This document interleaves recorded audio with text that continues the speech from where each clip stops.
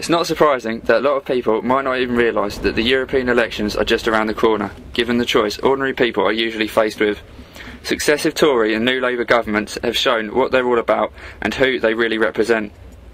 The EU and the European Parliament offers another opportunity for the mainstream parties to vote for cuts, privatisation and EU directives which erode the rights and conditions of working people. And that is why on June the 4th, No2EU, Yes to Democracy is determined to offer an alternative to the parties who represent bankers and big business before they represent workers, students and the poorest in society.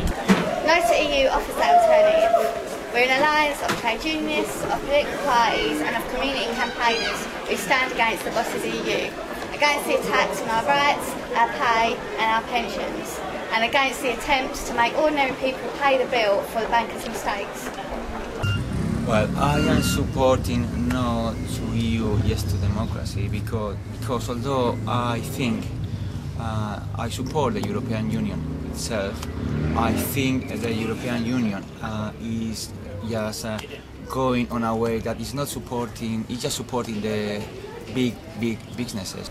In Medway, EU directives which have been voted for by mainstream political parties have contributed to the closure of this post office. That's more cuts in our services and more people out of work. And now the government plans to use new EU health directives to further cut back and privatise the NHS. Across Europe, we've seen attempts to roll back workers' pay, conditions and living standards. Well, the main reason I'm supporting No2EU, Yes to Democracy is because I have grave concerns over the Lisbon Treaty and what it's actually going to do to the workers. At the moment there's nobody out there that really represents the working man at the coal face. And now, with the recession being used to legitimise mass unemployment, it's clear why trade unionists, socialists and community campaigners are standing in this election. We want to see workers protected from this recession, not thrown on the scrap heap.